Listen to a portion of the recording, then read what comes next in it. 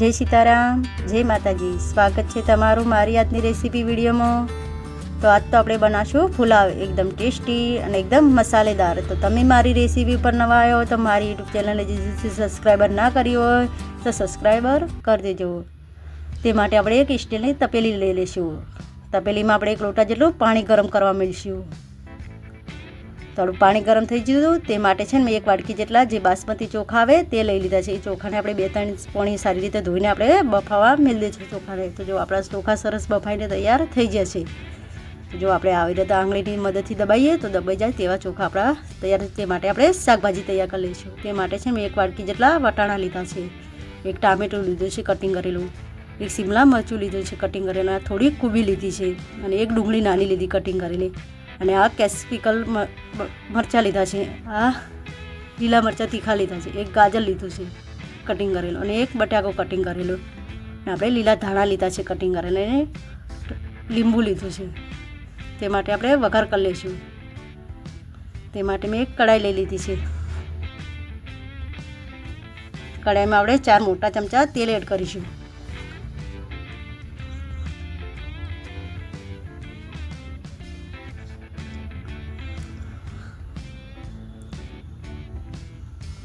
તેલને આપણે ગરમ થવા દઈશું.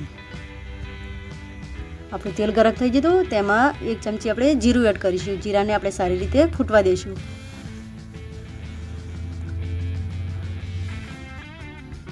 આપણું જીરું ફૂટીને તૈયાર થાય તેમાં આપણે અડધી ચમચી હિંગ એડ કરીશું.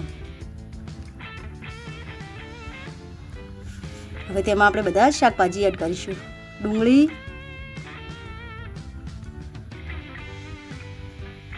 કેપ્સિકમ મરચાં, તીખા મરચાં લીલા, ગાજર,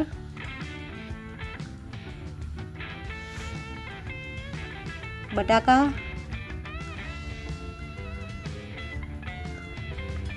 ટામેટાં,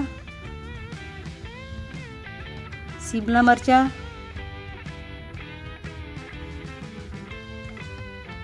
અને આ કોબી. હવે બધા શાકભાજીને અંદર કઢાઈની અંદર એડ કરી દઈશું.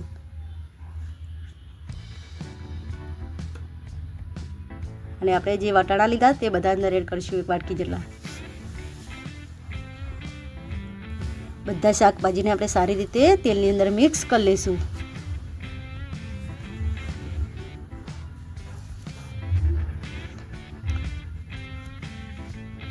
શાકભાજીને આપણે 2 મિનિટ સુધી સારી રીતે હલાવી જઈશું અને મીડિયમ ગેસ ઉપર થવા દઈશું. હવે આપણે ઢક્કણ બંધ કરી દઈશું. ઢક્કણ બંધ કરીને 5 મિનિટ સુધી થવા દઈશું. તો આપણે 5 મિનિટ થઈ જઈએ અને જોઈએ આપણા શાકભાજી થઈ જશે કે નહીં. તો આપણે એકદમ શાકભાજીને હલાવી લઈશું.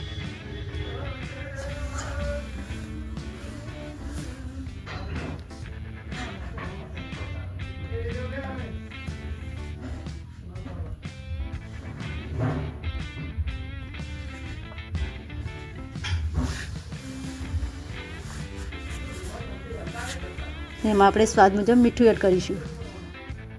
તેને પણ સારી રીતે મિક્સ કરી લઈશું.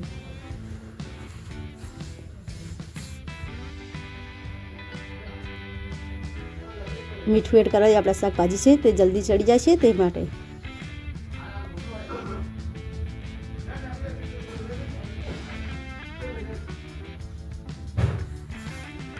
તેને પણ આપણે ઢક્કણ ઢાંકીને 3 મિનિટ સુધી થવા દઈશું.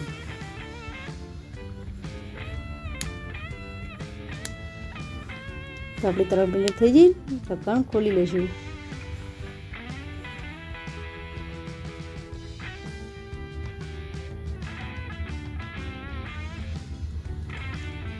તેની અંદર આપણે હવે મસાલા કરી લઈશું. 1 ચમચી હળદર, અડધી ચમચી ધાણા જીરું પાવડર, 1 ચમચી તીખું મરચું, 1 ચમચી મોળું મરચું, અને આપણે થોડો ગરમ મસાલો એડ કરીશું, અડધી ચમચી જેટલો. ગરમ મસાલો એડ કરવાથી આપણો પુલાવનો ટેસ્ટ બહુ મસ્ત આવે છે. બધા મસાલાને આપણે સારી રીતે મિક્સ કરી લઈશું. આપણે બરાબર મિક્સ કરશું કે આપણો મસાલા છે સારી રીતે શાકભાજી પર લાગી જાય તે માટે.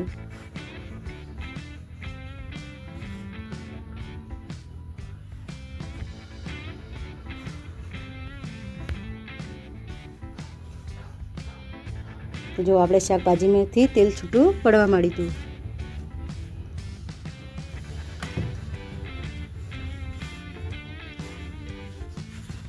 તો જો આપણે ભાત જે હતા બધા બાફેલા તે બધા અંદર એડ કરી દઈશું શાકભાજીની અંદર.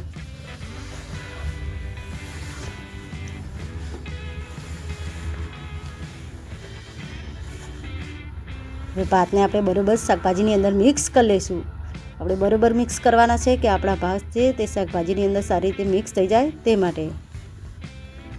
ગેસને આપણે મીડિયમ સાઈડે રાખીશું. આપણે ગેસને ફૂલ સાઈડ રાખવાનો નથી. આપણે ગેસને ફૂલ રાખીશું તો આપણા ભાત છે તે નીચે દાટશે તે માટે.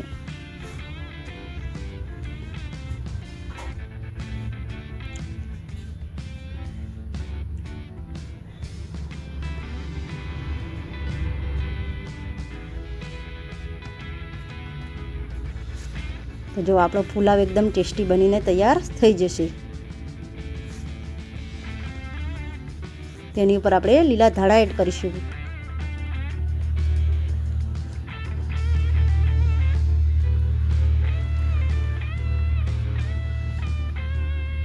તેને પણ આપણે સારી રીતે મિક્સ કરી લઈશું.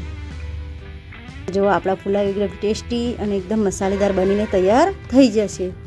તો તમે મારી રેસીપી પર નવા આવ્યા હોય, મારી યુટ્યુબ ચેનલ હજી સુધી સબસ્ક્રાઈબર ના કરી હોય તો સબસ્ક્રાઈબર કરી દેજો. તમારા માટે નવી નવી રેસીપીઓ અમે લાવતા રહીશું. મળીશું હવે નવા રેસીપીમાં. જય સીતારામ, જય માતાજી.